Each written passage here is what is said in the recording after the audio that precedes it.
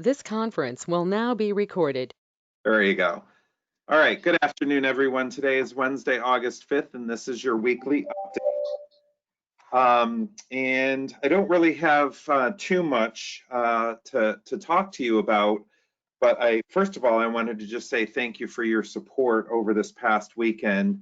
I received some really nice emails of just encouragement, just saying that we did the right thing, even though we weren't affected by that. So those words of encouragement are always nice to receive. And for those of you who have family up north, I've been kind of tracking this thing, and it's just kind of moved right on up and wreaking havoc all the way through the northern states as well. So it looks like we were able to skirt this. I'm going to go ahead and share my screen because I wanted to just share with you the state and local report from the Department of Health. And again, you can always go on the Department of Health website for this. And for those of you who are watching this on TV, and not a computer screen, this may be a little fuzzy, but basically this is the report that you can access on the Department of Health's website. And that website is, if you just Google Department of Health, State of Florida, it'll take you to this website. So this is a summary of Florida, and with the total number of cases being at 502,000. It kind of goes over the hospitalizations and the deaths and so forth.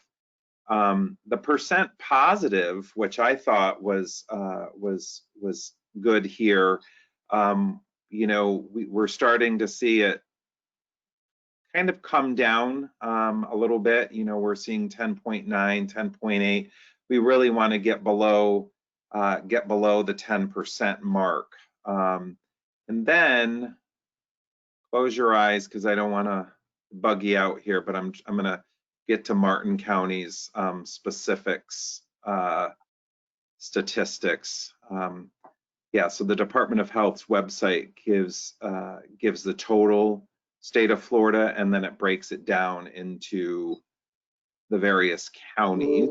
So I'm going to go to Martin County here and review our specific particular data here.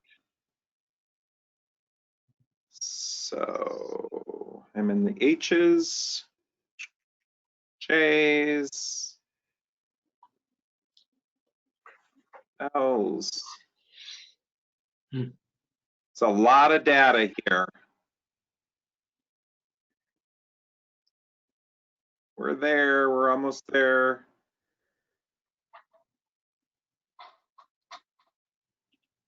Okay, Martin County, and this was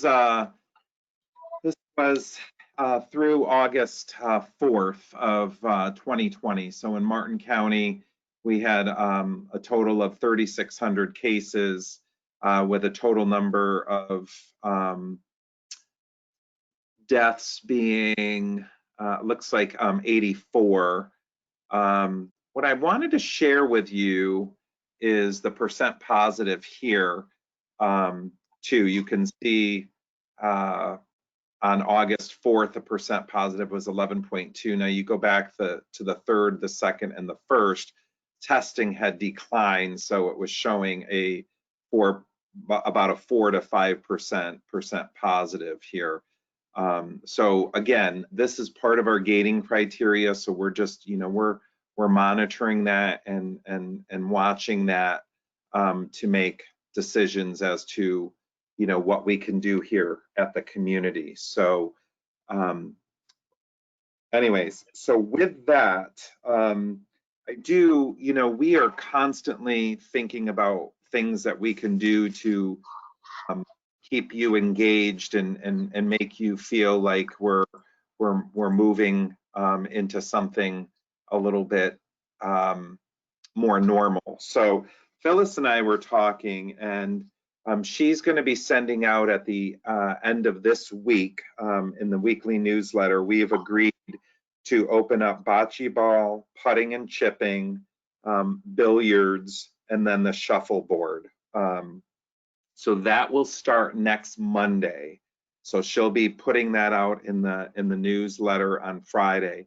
Now, of course, this is all couched with the importance of being socially distanced, and then proper hand sanitation and so forth. For instance, with Bocce Ball, she's going to require people to wear gloves because everyone's going to be touching the balls and so forth. So she'll have some guidelines and parameters that she will post in the weekly newsletter for each one of these activities. We'll make sure that we have hand sanitizer close by. So if you're playing shuffleboard, or if you're playing billiards and you're using a cue stick, that there's proper, that there's hand sanitizer close by so you can properly protect yourself. The next thing is next Wednesday we have a Cup of Joe with Perigo. And so we have that coming up. And then what we're going to do is we're being mindful that these updates are being broadcast every single day at 2 and 3. And so what we want to do is we want to just kind of get away from focusing on this so much. So we will continue to do the Wednesday updates, but it will only be broadcast on Wednesdays and Thursdays. We will not be broadcasting these every single day of the week, effective this week. So you'll see this today, and then we will rebroadcast it tomorrow on Thursday. And then if you want to access it, or if you've missed it, it will always be available on Odyssey. So you can access it on Odyssey, but we're not going to be broadcasting this at 2 and 3 o'clock every single day. Meryl, sorry, I didn't even talk to you about that. That was an executive decision that I made, but just wanted to let everyone know that that's a change that we're going to be making. So, and Meryl, do you have anything that you'd like to share? Yeah, I had a little bit that I'd go through if we have time. I assume we do. Last week I talked about sports to everybody as a sort of a distraction, and they're still fighting their way through that apparently. So we'll see if they can come through with it. Today I'm going to talk a little bit about the future. Don't get nervous. I'm not talking about a crystal ball routine here. The future I'm talking about is the kids of this world, or in our case, the grandkids or the great-grandkids. Kids are currently the center of attention because schools are about to begin in the face of COVID-19. And issues abound with this. Everybody has an opinion about what should happen. And guess who's caught in the middle? It's the kids who have spent months with their parents that they didn't plan on spending with their parents, and not with their friends. Now somebody else is going to decide when and how they go to school. Now, most of the kids don't even have a vote. Their fate will be decided by what I call the 3 Ps: pediatricians, politicians, and parents. All 3 have a different idea of what the kids should do. Doctors say kids have to go in person for their social development and mental health. Politicians say kids have to go in person because the economy needs a boost and we've got to return to normalcy, whatever that is. Parents would like kids to go in person because they really didn't like remote learning in the spring. A lot of them were turned into substitute teachers. They were also tired of having had to entertain the kids all summer, so that would be a good break if they went back to school. And a lot of parents have to go to work, so that's another reason that the kids going off to school would be good. Every level of government has gotten into the act. The feds say you must go. The governors say, well, you should go. The school superintendents say they'll decide based on local input, but not before everybody gets a vote, and maybe a second vote or even a third vote. Everybody gets a vote except the kids. My daughter lives in Maine. They're about to have their 4th vote on the same 3 plans. You either go in person, you go remotely, or you go with some of each. And if that's not enough to deal with, the county educational bodies can't seem to decide even when schools should start because of these recent surges. So they're debating how and when you should go. Now, if you think that's bad, let's look at the case of a 37-year-old teacher named Leslie. Leslie's been teaching for 14 years, and she loves everything about it, except the pay, of course. She also loves her husband and her 8 and 12-year-old kids. Above all, she wants to protect every one of those folks from COVID-19. Now, Leslie's a perfect example of something Phyllis and I were talking about the other day. We thought it would be interesting to create a series of articles around the concept of, so you think you've got it tough. Here's Leslie, dying to get her kids back to school, dying to get back in the classroom herself, but she's scared stiff that she and her kids may actually die if they all go back to school. And on top of that, Leslie has a logistics problem. How does she balance her schedule with the kids' schedule and her husband's schedule and maintain her sanity? It's almost like a job for Amazon or FedEx or somebody. Then her union tells her that she and her fellow teachers want to strike because they're scared. That's okay, the union will back them. And that's another option. Leslie didn't need any more options.